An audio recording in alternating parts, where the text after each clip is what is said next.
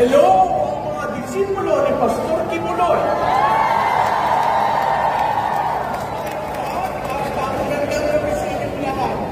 Ako'y pinakiusapan na magsalita. Usually, nasa likod lang ako. Usually, nai-interview ng SMNI. Bakit ako parating nagpapa-interview sa SMNI? Isang rason lamang po. Yun ay dahil sa ginawa sa SMNI. Kaya tuwing nag-iimbita sila, ako'y pumupunta at nag-i-explain. So maraming salamat sa SMNI. Alam po niyo, napakahirap kumampanya na walang kandidato. Pero may pinunda na iniwan, may punla na iniwan si Pastor Kibuloy sa inyong lahat. Ang hindi natin makikita ang isang tao, pero equivalent yun ng napakaraming tao na sumusuporta at nagmamahal sa kanya. Kayo po ang una sa kampanyang ito na nakagawa ng nationwide kick-off. At mataas ang balahibo ko pag tinitingnan ko kasi wala silang kandidato. Hindi nila kasama si Pastor Kibuloy. Pero nagawa niyo ng nationwide. So sa mga nanonood, kung gaano matibay ng KOJC at ng mga kasabi ni Pastor Kibuloy, ito na po yun. Nakikita niyo kung gaano silang kalakas. At nararamdaman ng buong Pilipinas na pinaglalaban natin ang kausa ni Pastor Kibuloy. Sino nga ako'y ninapitan para magsalita? Sabi ko, hindi naman niyo ako ini-interview. Ano naman sasabihin mo dito? Diba? Ako po'y sanay sa kampanya. Ako po'y madalas nasa likod. Pero nagkausap kami ni Pastor Kibuloy at naalala ko at nalaman ko, bakit ka sir tumakbo? Ang sabi niya sa akin, ginulo nila ang buhay ko. Ginulo nila ang ministro ko. Ngayon, guguluhan ko sila. Kaya ako ako'y mulat na mulat. Nung ako'y pumasok, sabi ko parang dumadagundong ang lugar. Sa tingin ko po, ito ang kick-off na napakaingay. Ang energy. At sana po, sa darating na 90 days, patuloy po tayong magpalakas. Patuloy po tayong ipaglaban ang ating kandidato na kinulong nila at hindi nakasama sa atin. Tatandaan po nyo sa kampanya, ang gusto ng taong bayan bago.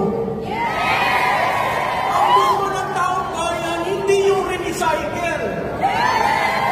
Ang gusto ng taong bayan hindi yung nahalal ka na naman, wala ka namang ginawa.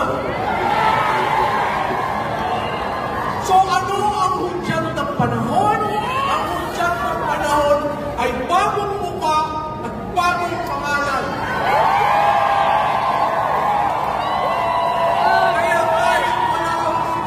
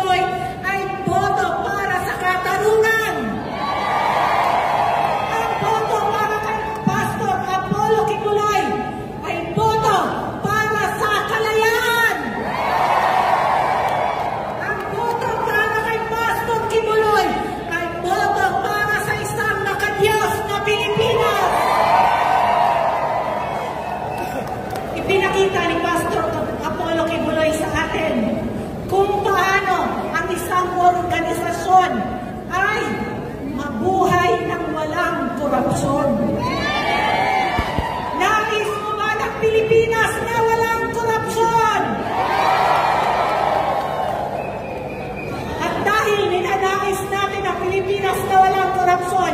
Iboto si Pastor Apollo Kibuloy. At ang lahat ng Pilipinas senatorial candidates. Nandito ang mga kinatawan ng kailangan nating tulungan upang mabago ang Kongreso.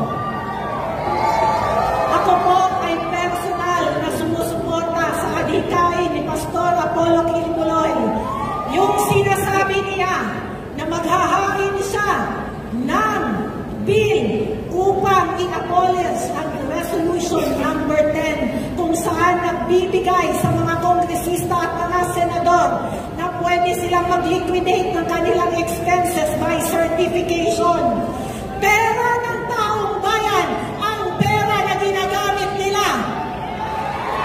At nararapat lamang na maging tapat ng bawat kongresista, bawat senador at bawat nanunungkulan ng pamahalaan.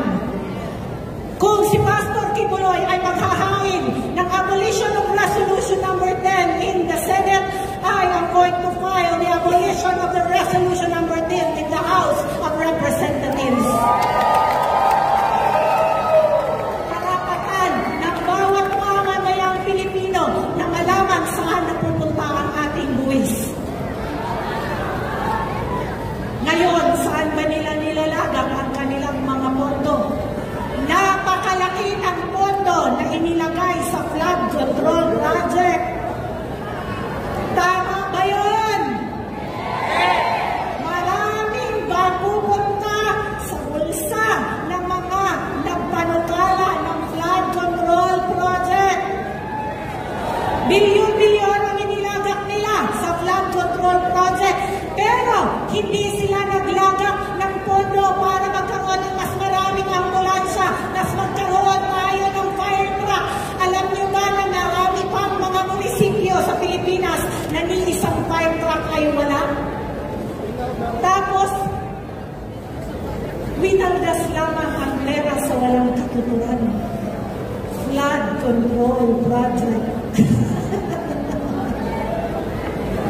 Mga kababayan, ang araw na ito ay simula ng mas matinding pagbabago sa Pilipinas.